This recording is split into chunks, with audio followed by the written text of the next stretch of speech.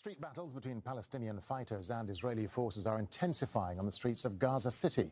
Meanwhile, Israel's bombing campaign across the north has been relentless. A major explosion hit near Al-Shifa Hospital early this morning, one of many medical facilities that have been under near constant threat. The UN says tens of thousands of people have fled northern Gaza this week. There's mounting pressure from some European government officials to sanction Israel. Well, Al Jazeera's Hani Mahmoud joins us from Khan Yunis inside the Gaza Strip. Hani, so just tell us more about that strike near the Al-Shifa Hospital. What happened?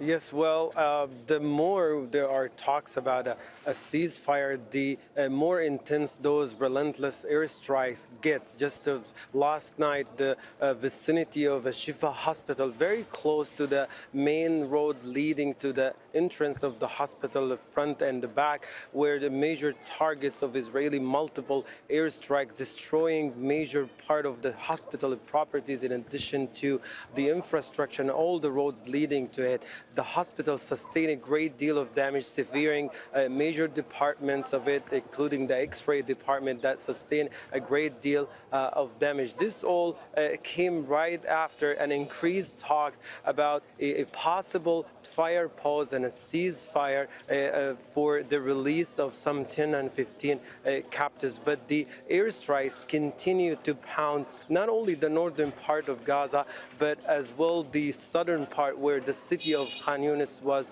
also particularly the eastern side of the city of Khan Yunis, where 6 people were reported killed in a target of a residential home. There are still people under the rubble, and we don't know if the rescue crew on the ground have been able to pull anyone from underneath those rubbles. And to Jabalia refugee camp, which was a site of major Israeli airstrikes in the past week or so, again was hit one more time with multiple airstrikes, killing some 30 people as initial reports from the area, and there are tens of other injuries. The airstrikes continue, and it doesn't seem to stop despite all the discussions and the talks about that there is a possible fire pause. But the worst of them is a Shifa hospital, as it is on the brink of collapse completely, and with continuous attacks on it will just put the hospital at the risk of completely shutting down. It is important to draw the attentions of our viewer that the hospital is still an evacuation center for thousands of Palestinians who fled the northern part and some parts of Gaza, where streets fight are raging as we speak. Yeah, Hani, I was going to ask you, just bring us up to speed with the latest on that fighting in Gaza City to the north of where you are.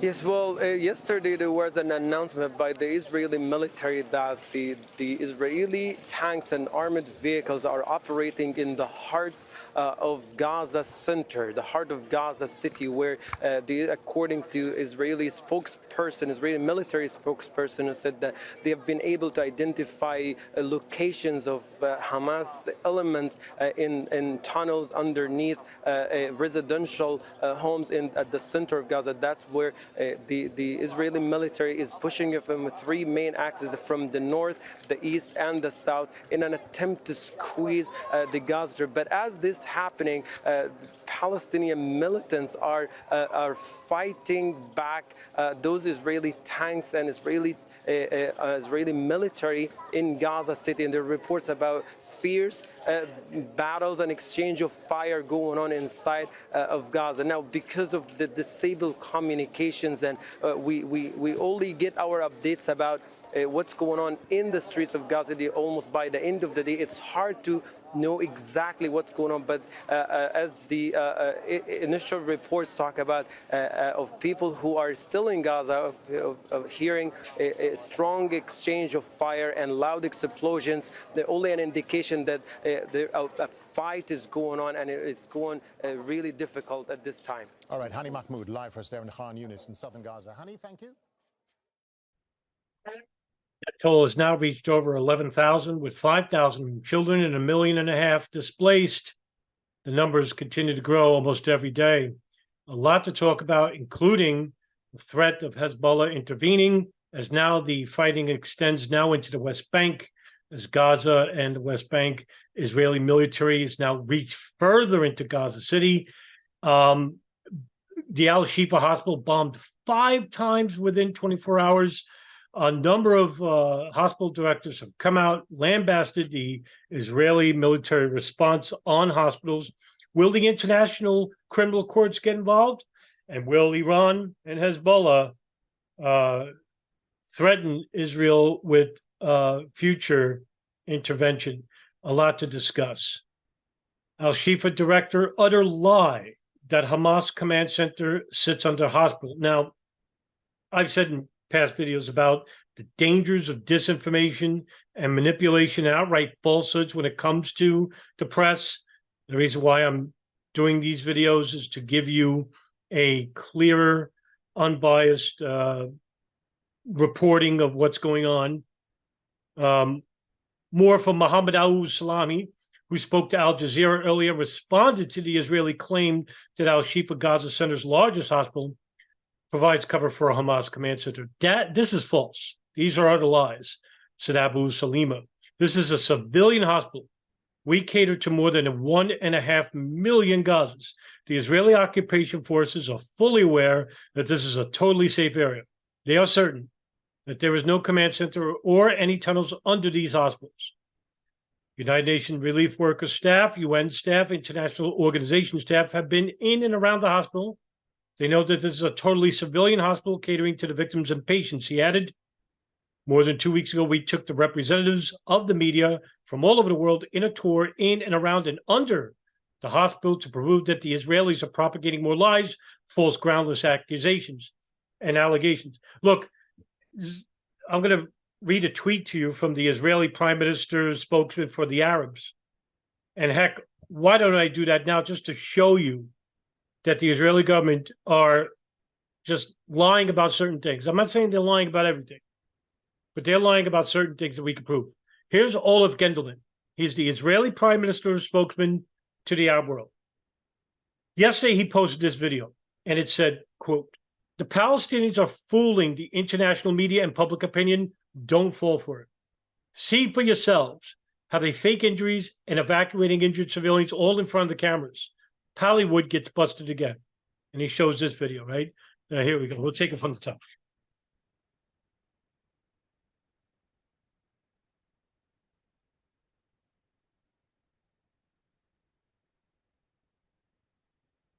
Oh, it stopped.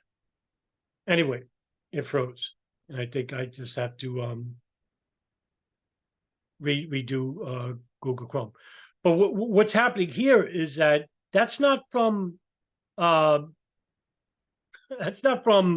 any Hollywood film. It's not coming from, they're not faking injuries. That actually is from I think it's a music video. No, it's for a video from a film.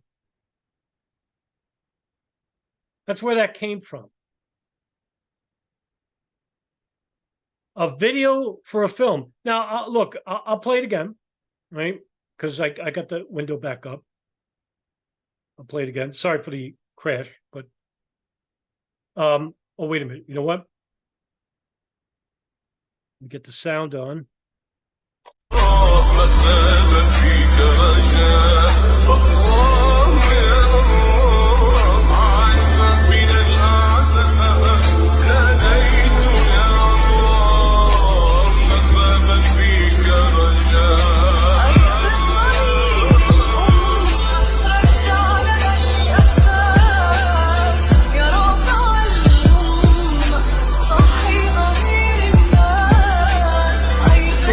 As you can see, this is, and then there was a footnote here. Reuters added context of it. This video is the backstage of a short film, The Reality, shot in Lebanon by Lebanese, not even from Israel.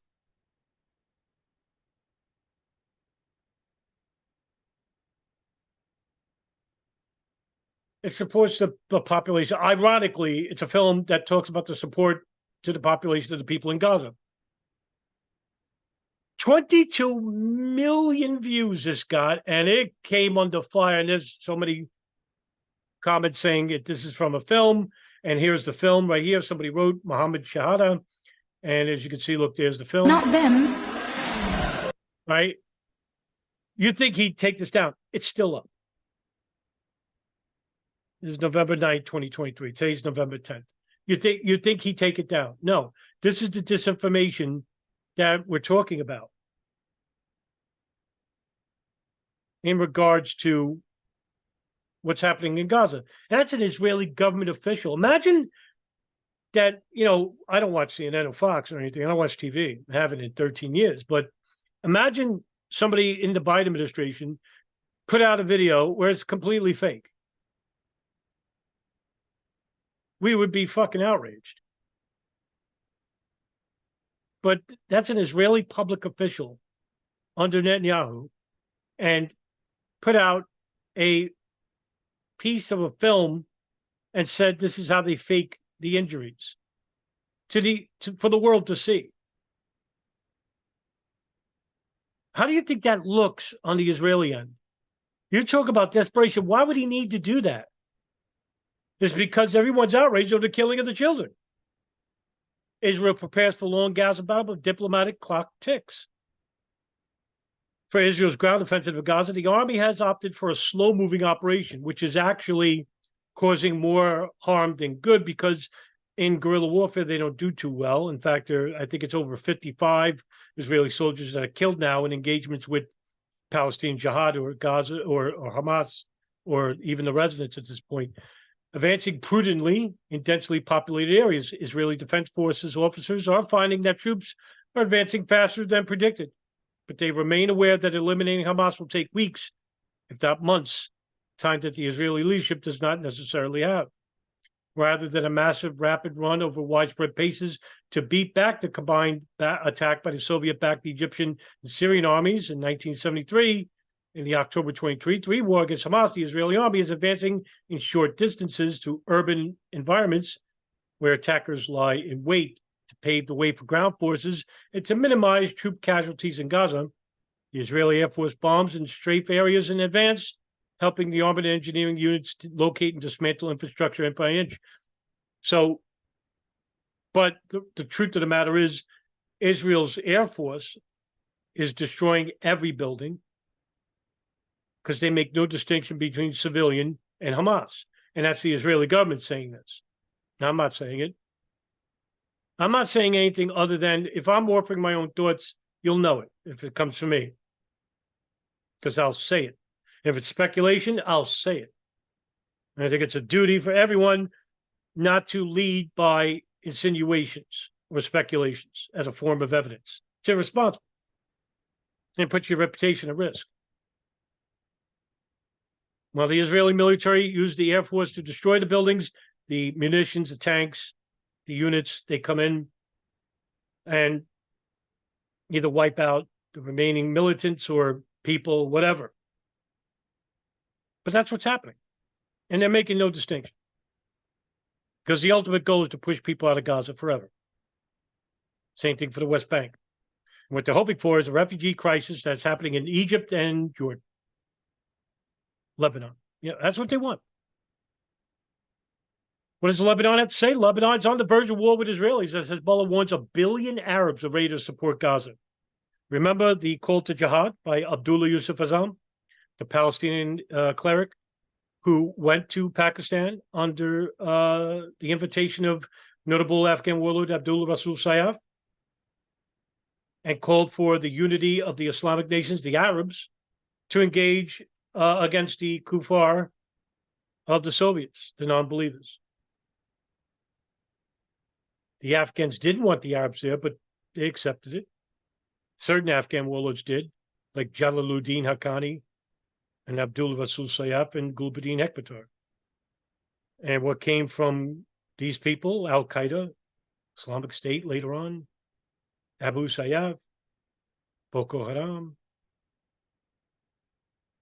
Jamaah Islamiyah in Indonesia, and you name it. And what were they doing? Reacting to foreign policy. The Soviet foreign policy was to invade Afghanistan. Look what happened. 10-year war. 2 civil wars that followed after it. Well, here you have Hezbollah saying, well, there are 1 billion Arabs ready to support Gaza. Israel's invading Muslim lands. And if you think the Soviets were hated, boy, here come the Jews, right? Right? Israelis. Well, they're not all the Jews. And this is what's going to happen, is that there are going to be actual instances of anti-Semitic attacks by ignorant Muslims, Arabs, maybe Greeks, maybe Algerians, all around the world. That's what's going to happen. And to the Zionists that falsely accuse other people of anti-Semitism, you know what's going to happen? No one's going to believe the actual Jews who are persecuted under anti-Semitism. They're the real victims. It's always the victims, it's always the people. It's never government officials. No one ever drives up to the White House with a gas tank full of gas and a bomb in it and blows up the White House. You can't get near it because there's a fence there. But it's not like, people, try to kill. They kill the victims, the civilians. They're easier to get to. They're always a victim of terrorism. They're always the victim of the government's actions to terrorism.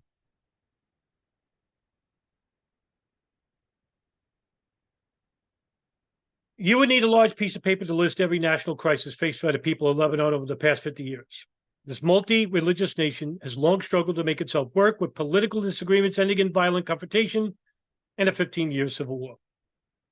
The current situation offers a few reasons to feel cheerful as a caretaker government tries to navigate a disastrous economic crisis. The country's most powerful faction, the Shia group Hezbollah, is currently engaged in a tit-for-tat battle with the Israelis, largely being fought within several kilometers of their shared border. But this limited conflict could quickly change, with the leader of Iran-backed Hezbollah, Hassan Nasrallah, backing militant group Hamas in the months-long war in Gaza.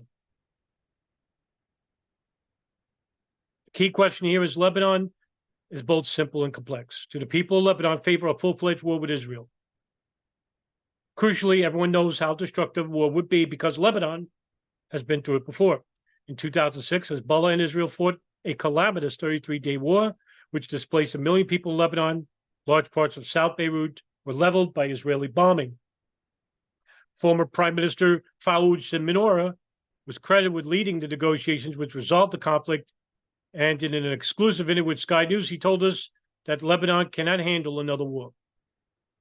However, what might happen is that if this war engages further into the West Bank, and the casualties are quickly mounting in Gaza, Hezbollah will have no choice but to respond.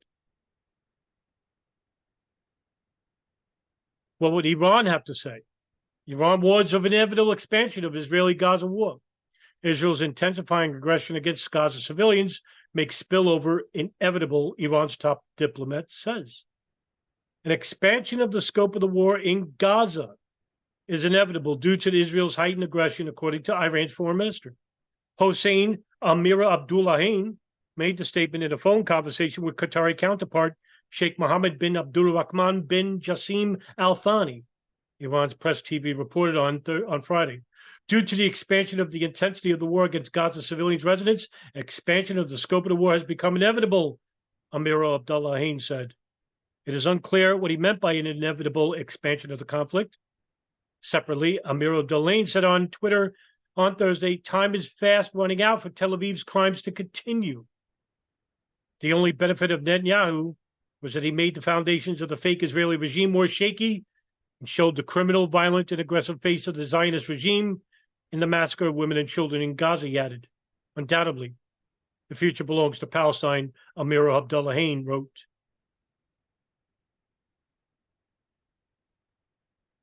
Regional tension and cross-border clashes have intensified since Hamas attacked Israel on October 7, triggering Israel's war on the enclave. Israel and Lebanon's Hezbollah armed group, which is allied to Hamas, have swapped attacks. More than 60 Hezbollah fighters and 10 civilians have been killed, Lebanese security officials said. The violence has also killed at least 7 Israelis and 1 civilian. U.S. and coalition troops have been attacked at least 40 times in Iraq and Syria by Iran-backed forces as tensions soar over Israelis' bombardment 45 U.S. troops have been injured. Now, this is the thing. Hezbollah Shiite militias in Syria have ramped up attacks in Syria on U.S. forces. And they said they won't stop unless Israel stops its incursion in Gaza. So that leads me to believe, and now it's just a matter of time. I mean, it is a waiting game, but the time is running short, right? I couldn't tell you when that time frame is. I don't know. And I don't like giving predictions that broad and vague, is because it doesn't help anybody. So what I'd rather do is say, have a wait and see approach. I don't think it's going to be long. I really don't. The longer this goes, it's worse off for Israel, worse off for the Arab community by not intervening. So what's going to happen is that there's going to be a probably, I would say, if I had to make a prediction, it would take like 1,000 Palestinians being killed in one strike. Like 1,000. Maybe at a hospital or something. Not these fake reports that, 5,000 or 500 people were killed in a hospital attack, 700 people killed. The stories weren't accurate, in other words. They weren't outright false. Yes, they're bombing hospitals, but 500, 600 people weren't killed. Those initial reports are coming from, nefarious sources. By the time, solid sources are coming in, it's a little bit too late to rectify that because, the disinformation's out there. So I always say, have a wait and see approach. If something major happens, wait. Don't react right away. Don't be I'm the first person to report this. Patience is golden. It really is. It waits off. Wait for a news incident to happen. An incident happens. You wait. See if it's actually verified. Is it really true? This and that, and then you report. This way, your reputation's intact, and you're reporting honestly. This is what we need. We don't need people in a rush to judgment. We don't need people who are saying that Israel's bad, Arab is good, Arab bad, Israel good. This is a wash. These people aren't taken serious. All right? And we need more level heads more than ever. I mean, this is desperate times now. It's a matter of life and death. So that's what I would say to you, to anybody out there that might be doing a news video, or we need more voices, like I said in the last video, or an article, something. Bring attention. Post an article about what's going on. You may not think you're doing something, but you are doing something. You're giving attention to a tragedy, a crisis. So where is the International Criminal Courts in all this? So like I said in previous videos, well, Palestinians have asked War Crimes Court to probe Israel over genocide allegations. Remember what I said? On April 1st of 2015, the International Criminal Courts have recognized Israel as a non-state actor. So that means that they're protected under international law. However, Israel is not part of the International Criminal Courts. So anything after 2015, Palestinians, if they could prove it by having people from the International Criminal Courts to investigate certain areas of war crimes or crimes of aggression, crimes against humanity, and war crimes, and if they found out, they could charge the Israeli officials, right? So what does it say? 3 Palestinian human rights groups said they asked the International Criminal Courts to investigate Israel, accusing it of committing war crimes, including a genocide by bombing and besieging the Gaza Strip. These are war crimes. Like I said in a past video, I showed you the 4 crimes of the criminal courts and how Israel could be responsible for each and every one of those. Israel is not a member of the Hague-based court. It does not recognize its jurisdiction. It has previously said allegations of genocide are deplorable and that its actions target militants of the Hamas group that rules Gaza, not civilians.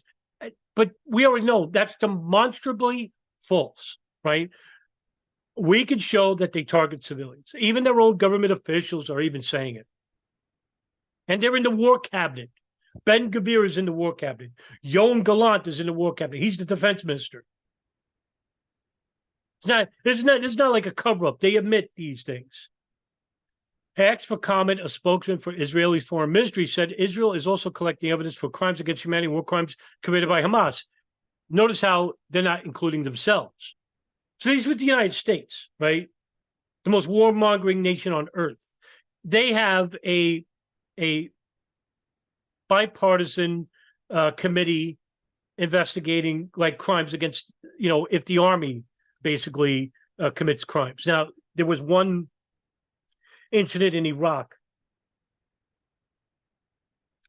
a murder about this young girl, and they raped her, killed her family, right?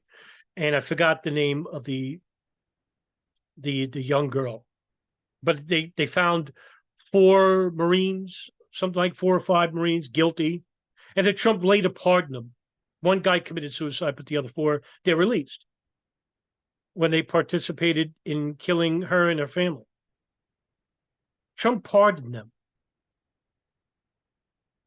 Well, they were tried by a separate court inside the United States. They were tried inside the United States. Israel, they don't investigate their own because they don't believe they're doing anything wrong. The only democracy in the Middle East, no, they're a fascist state, pure fascist. I mean, there's a number of different ideologies in Israel, which makes it, a very complex issue. But the government is 100% totally fascist. Netanyahu's government, anyway. Say what you want about the blue and white party. Oh, they're centrist, but are they politically? 3 rights groups, Al-Haq, Al-Mazin, and Palestine Human Rights Campaign said they asked the international courts to focus on Israeli airstrikes on densely populated civilian areas of Gaza, the siege of the territory, and displacement of the population. Forced displacement is a war crime. Bombing of a hospital, knowing it's a hospital, is a crime against humanity and a war crime. These actions amount to war crimes and crimes against humanity, like I said, including genocide and incitement to genocide, they said in a joint press statement. Yeah, that's because of the people that were killed, bunches of people. The International Criminal Court said on Friday it received a communication from the 3 groups and would assess the information without going into detail on its contents. Okay, so there, at least now, the attention of the right groups and the wrong groups are all focusing on this one very small area of the world called Israel. It just seems that this one small country really brings a lot of attention to it. And considering their actions of the last 76 years since the Nakba in 1948, Israel's been at war almost every year. And when I say war, it's a one-sided war. The displacement, the forced abduction of children, the murder of children, the murder of journalists, the bombing of hospitals, the bombing of schools, everything is Hamas. Nobody believes them anymore. It's now coming out saying, you know what? We're not buying this. Everything is Hamas. That your government's saying that they fake deaths, they fake injury videos. It's coming out now that, maybe it's the Israelis who are fabricating this information. And there'll be enough pressure to maybe curtail the incursion into Gaza West Bank. But if Netanyahu is still in power and, there's no corruption charges on him that are going to stick, the longer this war goes, the worse off it's for him. But it's not him we have to worry about. Totally. It's what's under him, what's waiting. The people like Yoav Gallant and Eli Cohen and Ben Gvir and the other settlers in the Yehud groups, the religious settler groups that are involved with Likud in the Knesset. And they're a very small minority, but they're gaining power. And these people believe in the end of the world because they want to destroy the Arab world because they consider them all the enemy. And right now, there's a tentative relationship with the Gulf, but how long is that going to last? If there's a war with Iran, Syria, and Lebanon, you don't think the Gulf is next? Because warmongers never stop on a single victim. It's like having 10 mobsters at a dinner table of different families. And one mobster ordering another death of another mobster, and then all of a sudden now there's just 2. And they're pointing the finger at each other. It's a destructive ideology, evil. And unless we do something about it, it will destroy humanity. And we could do something about it now. We need more voices. We need more voices, responsible voices that will report honestly. And it's our duty to do it. Why wouldn't you report honestly? That's how you empower the people. You empower them with information. Information is power. I think I read that somewhere from G.I. Joe, right? Knowledge is power. That's right. Knowledge is power. Information is knowledge. It's tangible. Something you could do something with. You can't do anything with belief. You can believe whatever you want. You can't go to court. It's like 9/11 fringe conspiracy theorists, like I said in previous videos. You ever seen Jason Burmis or Christopher Bolin or Rebecca Roth in a court of law? Nope. Why? If they have all this remarkable information of living hijackers and hologram planes and nuclear weapons underneath the World Trade Centers, and that the Israel is to blame for 9/11, why aren't they in court? No, the courts are all in on it. You know, everything's in on it with these fringe conspiracy theorists. Everyone's in on it. Well, you're in on it. You're helping the state by promoting these fabrications. Look at the spokesman for the Arab world with the Israeli under the Israeli prime minister. Look what he just did. That's a government official. Posting a falsehood, posting a film, a part of a film saying, look how they fake injuries. We need honest voices to report honestly because it's not for us. It's for Palestinians and the Jews because they're the victims of this. Yes, Jews are victims in Israel. They didn't ask for the Netanyahu government. You know how many people were protesting Netanyahu when he was voted in on December of 2022? Tens of thousands of people protested. So to you Arabs out there, Muslims, who are just blaming Jews for what's going on, don't do that. It's what the Zionists are hoping, to demonize you. And the Western media is already demonizing you. You're fighting a mountain out of a molehill, but there are a lot of people that are behind you. But we need more responsible voices. All right, guys. That's the end of this video. Any more updates, of course, I will report without bias, without prejudice, and I'll report it right away to the people like you. Have a good day, everybody. See you in the next video.